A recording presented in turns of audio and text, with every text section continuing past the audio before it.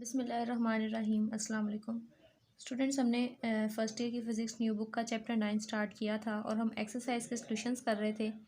आज के लेक्चर में हम एक्सरसाइज की न्यूमेरिकल प्रॉब्लम्स को सॉल्व करेंगे और ये वो 10 फार्मूलाज हैं जो हम प्रॉब्लम्स के सॉल्यूशन में इस्तेमाल करेंगे। तो फर्स्ट न्यूमेरिकल की स्टेटमेंट है हमारे पास, two unequal point charges repel each other with a force of 0.4 newton. तो आपके पास फोर्स की वैल्यू है 0.4 न्यूटन। आगे कहते हैं when they are 5.0 centimetre apart, कि उन दोनों के दरमियान फासला जिसको हम आर या डी से रिप्रेजेंट कर सकते हैं वो 5.0 सेंटीमीटर है। और हमें कहा गया है find the force with each which each charge exerts on the other when they are, और दो हमें उसके बाद डिस्टेंस दिए गए हैं। क्योंकि यहाँ पर हमारे पास दो डिस्टेंसेस दे दिए गए हैं 2.5 और 15.0, तो हम दो ही फोर्सेस फाइंड आउट करेंगे।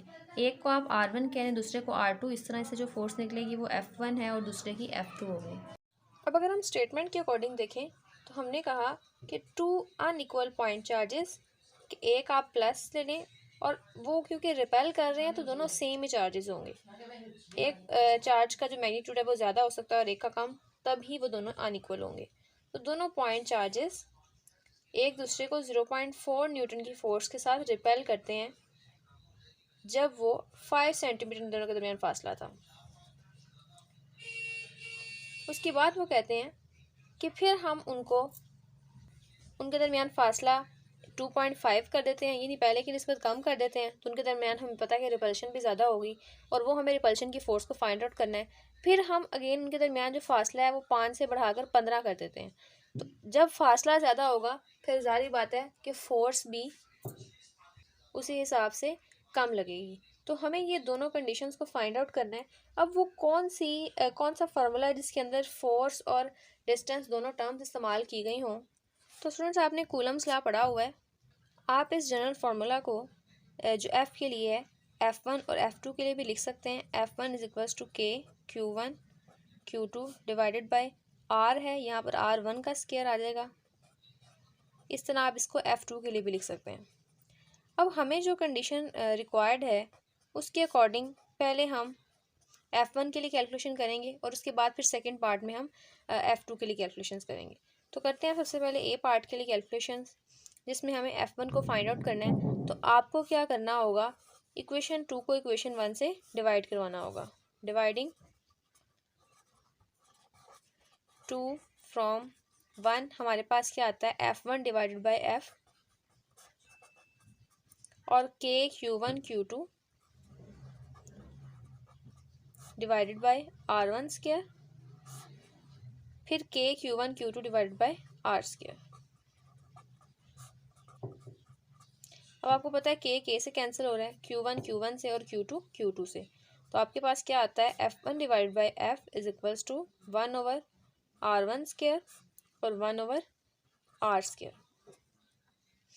अब आप क्योंकि ये डिनोमिनेटर हमारे पास दो आ गए हैं तो ये सबसे ऊपर चला जाएगा और ये डिनोमिनेटर नीचे आ जाएगा। या हम सिंपली अगर हम इसको देखें तो हम ऐसे भी कह सकते हैं 1 ओवर R स्क्वायर, क्योंकि डिवाइड हो रहा है 1 ओवर R स्क्वायर से।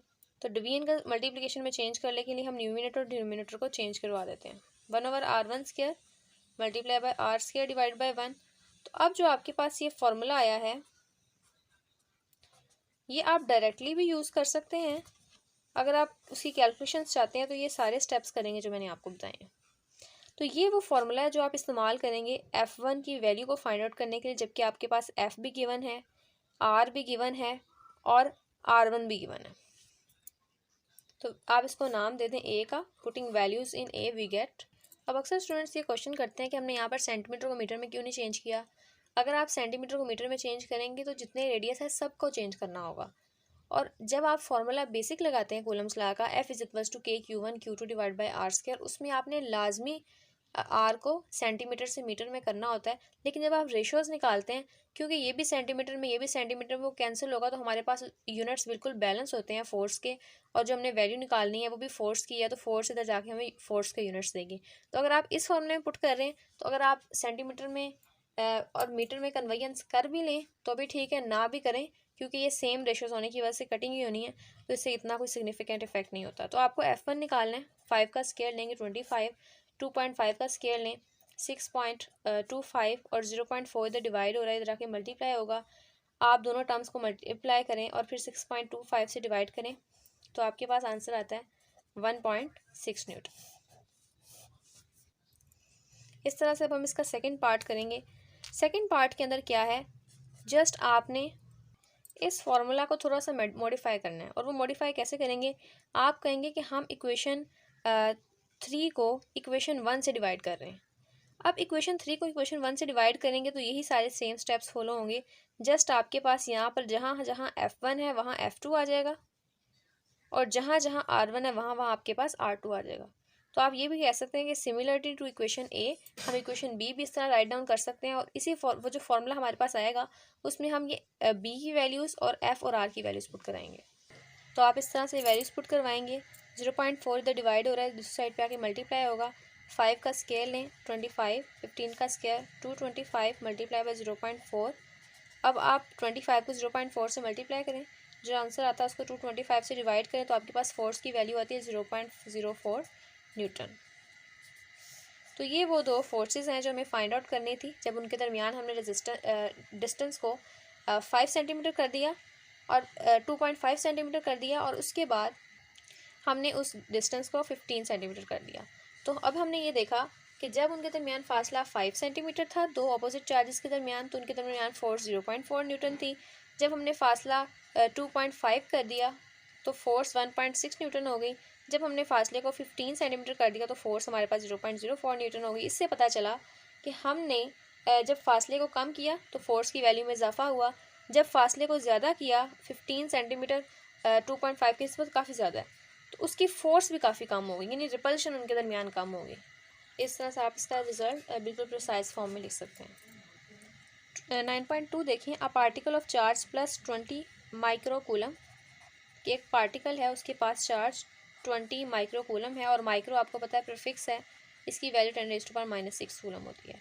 इस place between two parallel plates, कि आपके पास कोई दो पैरेलल प्लेट्स हैं और इनके दरमियान आपने कोई पार्टिकल रखा है और उस पार्टिकल के ऊपर चार्ज की वैल्यू ये है। अब उन प्लेट्स के दरमियान जो फासला है वो कितना है, वो आपके पास 10 सेंटीमीटर है, और सेंटीमीटर को मीटर में चेंज करने के लिए आप 100 से डिवाइड करवाते हैं। Then having a potential difference of 0.5 kilowatt, अब इसको किसी बैटरी के साथ कनेक्ट किया गया और उस बैटरी का जो पोटेंशियल डिफरेंस है वो 0.5 किलोवोल्ट है, और किलो आपको पता है प्रीफिक्स है जिसकी वैल्यू होती है 10⁻3। Calculate the electric field between the plates, अब इन दोनों प्लेट्स के दरमियान इलेक्ट्रिक फील्ड की वैल्यू क्या है आपको वो कैलकुलेट करनी है। And electric force exerted on the charge particle, और वो फोर्स निकालनी है जो वो चार्ज पार्टिकल पर लगाएगा। तो ये दो चीज़ें हमें इसमें से फाइंड आउट करनी है। स्टूडेंट्स ये फिगर आपके लिए बनाना ज़रूरी नहीं है, ये मैं जस्ट इसलिए बनाती हूँ आपके लिए कि आपको क्लियर हो कि हमें न्यूमेरिकल में क्या पूछा गया है।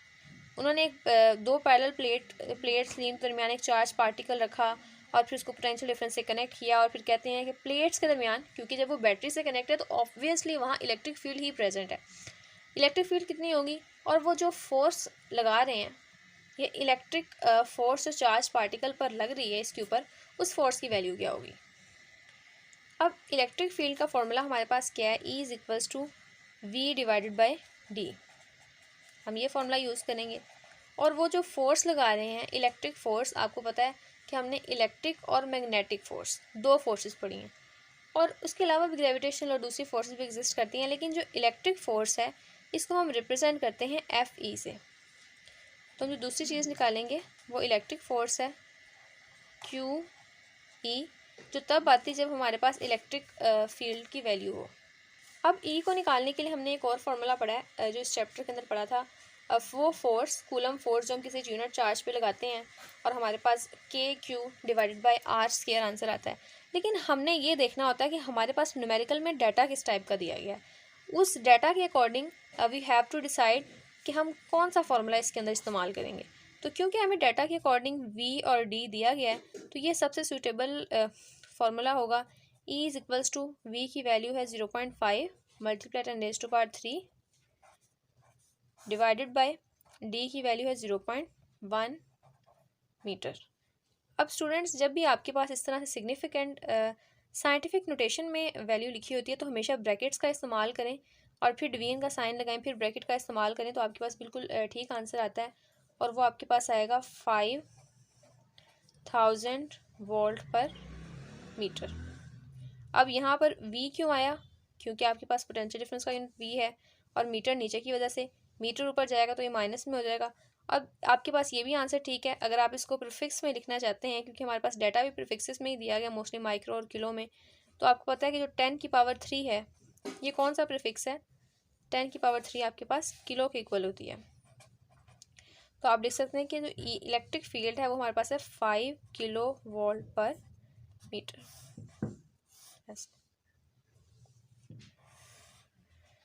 अब इसके बाद सेकंड चीज़ हमें फाइंड आउट करनी है, वो इलेक्ट्रिक फोर्स है।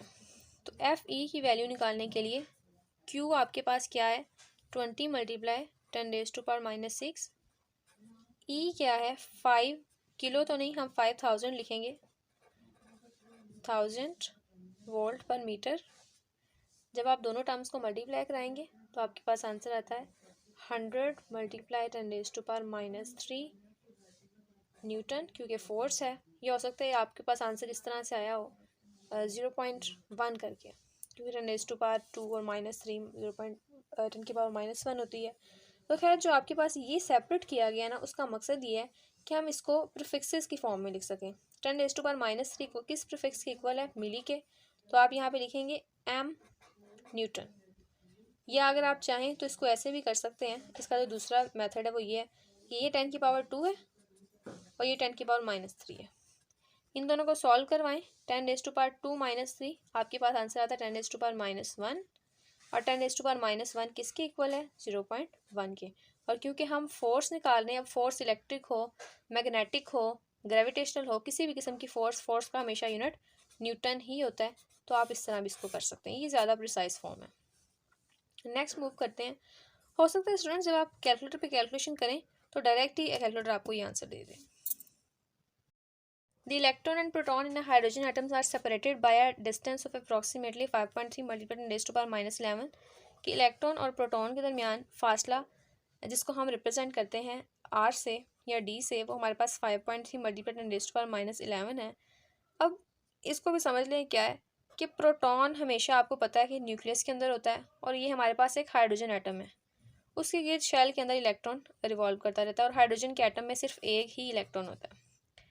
अब इन दोनों के दरमियान फासला उसने बताया है वो ये है, find the ratio of electric force and gravitational force. Ratio का मतलब है डिवाइड करना है इलेक्ट्रिक फोर्स को और ग्रेविटेशनल फोर्स को, उनकी जो वैल्यू आती है वो बतानी है between the electron and proton in the state. अब देखिए आपको कितना प्रिसाइज डाटा दिया गया है और इसकी मदद से आपने इलेक्ट्रिक और ग्रेविटेशनल फोर्स के दरमियान रेशियो भी निकालनी है। अब स्टूडेंट्स, जो इलेक्ट्रिक फोर्स है वो हमेशा दो चार्जेस के दरमियान होती है, ग्रेविटेशनल फोर्स हमेशा दो मैसेज के दरमियान होती है। यानी जो उन्होंने हमें इलेक्ट्रॉन और प्रोटॉन का वर्ड इस्तेमाल किया है, इसका मतलब है कि हमें इलेक्ट्रॉन और प्रोटॉन दोनों का मैस भी लिखना होगा ग्रेविटेशनल फोर्स के लिए और चार्ज की वैल्यू भी लिखनी होगी फॉर द इलेक्ट्रिक फोर्स। इनके फॉर्मूलाज देखें, एफ ई कूलम्स लॉ के लिए Q1 Q2 divided by R² और एफ जी हमारे पास है G M1 M2 divided by R²। जहाँ पर K और G कांस्टेंट है, इनकी वैल्यूज़ वैसे ही फिक्स हैं और हमें पता है इनकी वैल्यूज़ क्या होती हैं। इसके अलावा हमारे पास चार्जेस, इलेक्ट्रॉन और प्रोटॉन पे क्या चार्ज है ये भी आपको पता होना चाहिए। इलेक्ट्रॉन क्योंकि नेगेटिवली चार्ज पार्टिकल है और प्रोटॉन पॉजिटिवली चार्ज पार्टिकल है, जब हम इसका चार्ज लिखेंगे चार्ज की वैल्यू सेम होती है, जस्ट नेगेटिव के साइन का डिफरेंस होता है। हम कहते हैं कि फॉर एग्जांपल ये आपके पास पहला चार्ज है और ये आपके पास दूसरा है। Q1 की वैल्यू है 1.6 मल्टीप्लाइड 10⁻⁻19 कूलम और इसके साथ नेगेटिव का साइन आएगा। जब आप Q2 लिखेंगे तो वही 1.6 मल्टीप्लाइड 10⁻⁻19 कूलम, तो इसके साथ प्लस का साइन आएगा। ये तो आपने लिख लिया Q1 और Q2 और R आपके पास गिवन है और K कांस्टेंट है। आपको पता है इसकी वैल्यू होती है 9 मल्टीप्लाइड 10⁻9। अगर आप कहेंगे तो मैं यहाँ पे भी मेंशन कर दूंगी। अब इस आपको मैस M1 और M2 का भी पता होना चाहिए। अब इलेक्ट्रॉन पे मैस क्या होता है, उसकी वैल्यू भी फिक्स है, वो है 9.11 मल्टीप्लाइड 10⁻31 kg। और प्रोटॉन पे मैस क्या होता है, M2 प्रोटॉन का मैस है हमारे पास 1.67 multiply 10 raise to power -27 kg। इसका मतलब प्रोटॉन ज़्यादा हैवी होता है एज़ कम्पेयर टू इलेक्ट्रॉन। और हमें अब इन दोनों फार्मूलाज को डिवाइड करना है। मैं आपको कॉन्स्टेंट्स की भी वैल्यू बता दूं। के की वैल्यू है 9 multiply 10 raise to power 9 newton metre square per coulomb square, और G gravitational constant 6.67 multiply 10 raise to power -11 newton metre square per KG square. तो देखिए स्टूडेंट, जो मैंने जितना ऑरेंज पेन से लिखा है वो सारा वो डाटा जो आपको खुद ही याद होना चाहिए इस न्यूमेरिकल को करने के लिए। पेपर में आपके पास सिर्फ इतना ही डाटा आएगा कि इनके दरमियान फासला कितना है और आपने इनकी रेशो निकालनी है। अब रेशो निकालने के लिए उनके फार्मूलाज लिखे हैं और फार्मूला से पता चलेगा कि हमें दोनों का चार्ज भी पता होना चाहिए और हमें दोनों के मैसेज की वैल्यू पता होनी चाहिए। और ये वो कॉन्स्टेंट है जो आपको मैट्रिक लेवल पर उनकी वैल्यू सिखा दी जाती है। तो अब हम जब आप इसको लिखेंगे तो आप यहाँ पे वर्ड इस्तेमाल करेंगे डाटा का। डाटा में आप ये सारा लिखेंगे। उसके बाद जो ये इतना सा पार्ट है ये आपने लिखना है टू फाइंड में। क्या चीज़ फाइंड करनी है? F E divided by F G. उसके बाद फिर आपने इसकी कैलकुलेशन स्टार्ट कर देनी है। आप चाहें तो ये डाटा में चीज़ें ना लिखें, वैसे ही आप ज़ुबानी डायरेक्टली पुट करवा सकते हैं। F E divided by F G. अब एफ ई किसके इक्वल है? के Q1 Q2 divided by R square, और दूसरा किसके इक्वल है? G M1 M2 divided by R square. अब यहाँ पर आपको नज़र आ रहा है कि आर स्क्वायर और आर स्क्वायर सेम है, तो आप इसको कैंसिल करवा सकते हैं। अब देखें स्टूडेंट्स, एक ही वैल्यू उन्होंने दी थी डाटा के अंदर और उसी को हमने कैंसिल करवा दिया। इसका मतलब है कि आपको चार्ज और मास की वैल्यू को याद रखना आपके लिए कितना इंपॉर्टेंट, आप इसको अंडरस्टैंड कर सकते हैं। तो आपको यहाँ पर वैल्यूज पुट करवानी है। के इक्वल है 9 मल्टीप्लाई 10 रेज़ टू पावर 9, दोनों चार्जेस की value 1.6 multiply 10 raise to power -19 और ये 1.6 मल्टीप्लाई 10 रेज़ टू पावर -19। अब यहाँ पर एक चार्ज तो इलेक्ट्रॉन था, उसके साथ तो नेगेटिव का साइन आना चाहिए। असल में स्टूडेंट्स इस तरह है कि जो हमारे पास कूलम लॉ है ये हमेशा मैग्नीट्यूड ऑफ चार्जेस की बात करता है। जब आपने लॉ को याद किया था, स्टेटमेंट में पढ़ा था the product of the magnitude of the charges. जहाँ पर वर्ड मैग्नीट्यूड का आ जाए उसका मतलब है कि आप उस चीज़ को पॉजिटिव में चेंज कर देते हैं। ये चार्ज नेगेटिव में भी है तो उसका मैग्नीट्यूड लेंगे तो आपके पास प्लस क्यों आएगा, इसलिए यहाँ पर एक चार्ज के साथ नेगेटिव का साइन आपको नज़र नहीं आ रहा। तो जी की वैल्यू है 6.673 मल्टीप्लाई 10 रेज़ टू पावर -11 और मैस है 9.11 मल्टीप्लाई 10 रेज़ टू पावर -31 जो कि इलेक्ट्रॉन का है, और फिर प्रोटॉन का है 1.67 multiply 10 raise to power -27। Numerators को मल्टीप्लाई करें और फिर डिनोमिनेटर्स को मल्टीप्लाई करें। जो रेशो आती है with the help of brackets उन दोनों को डिवाइड करें तो आपके पास आता है 2.3 मल्टीप्लाई 10 रेज़ टू पावर 39 जो कि इलेक्ट्रिक और ग्रेविटेशनल फोर्स की रेशो आती है। सो इलेक्ट्रिक फोर्स अगर हम देखें, वैसे तो आपके पास ये रेशो आ रही है, लेकिन अगर आप देखना चाहें कि इलेक्ट्रिक और ग्रेविटेशनल फोर्स में से कौन सी वैल्यू ज़्यादा बड़ी है, तो एफ जी इधर डिवाइड हो रहा है, आप इधर जाके इसको मल्टीप्लाई करवा सकते हैं। 2.3 multiply 10 raise to power 39 F G. इसका मतलब है कि आप ग्रेविटेशनल फोर्स को इस फैक्टर, इतने बड़े फैक्टर से मल्टीप्लाई करें जो कि तकरीबन 39 या 40 टाइम्स बन जाता है, तो आप इलेक्ट्रिक फोर्स के बराबर पहुंच सकते हैं। इसका मतलब है कि इलेक्ट्रिक फोर्स ज़्यादा है as compared to the gravitational force. लेकिन रिजल्ट में आप इसकी रेशो का आंसर मेंशन करेंगे। 9.4 की स्टेटमेंट देखें। After play and showering a water droplet of mass 1.2 multiplied 10 raised to power -11 kg is located in the air near the ground। तो आपके पास mass of the droplet है 1.2 multiplied 10 raised to power -11। क्या आपने showering की है या किसी पौधे को पानी लगाया है, तो जो पानी का कतरा नीचे की तरफ आता है उसका मैस इतना है और वो ग्राउंड के पास हवा में मौजूद होता है। Atmospheric electric field of magnitude, electric field of magnitude यानी इलेक्ट्रिक फील्ड की वैल्यू कितनी मकदार है उसकी 6.0 multiply 10 raise to power 3 newton per coulomb. Points vertically downward कि जो वाटर ड्रॉपलेट है वो नीचे की तरफ गिर रहा है और इलेक्ट्रिक फील्ड जो उसे एटमॉस्फेयर की तरफ से मिल रही है,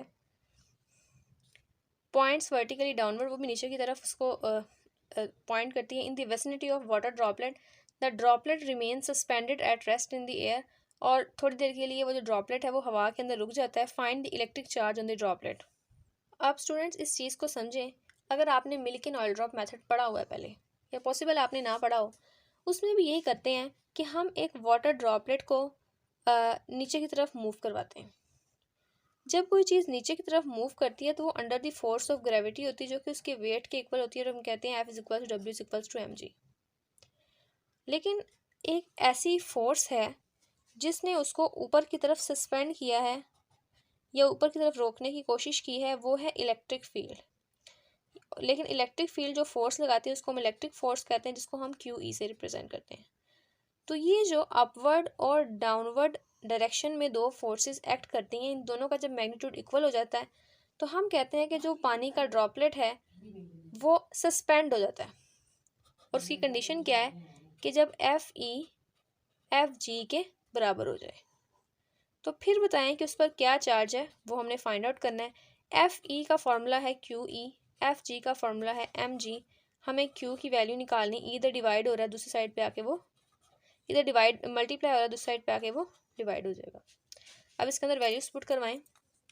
मैस क्या है ड्रॉपलेट का 1.2 मल्टीप्लाई 10⁻⁻11 और G वैल्यू फिक्स है 9.8, E की वैल्यू 6.0 मल्टीप्लाई 10⁻³ आप न्यूमिनेटर्स को मल्टीप्लाई करें तो आपके पास क्या आंसर आता है 11.7 मल्टीप्लाई 10⁻11 6.0 मल्टीप्लाई 10⁻³ आप इसको डिवाइड करें तो 1.96 मल्टीप्लाई 10⁻14 कूलम।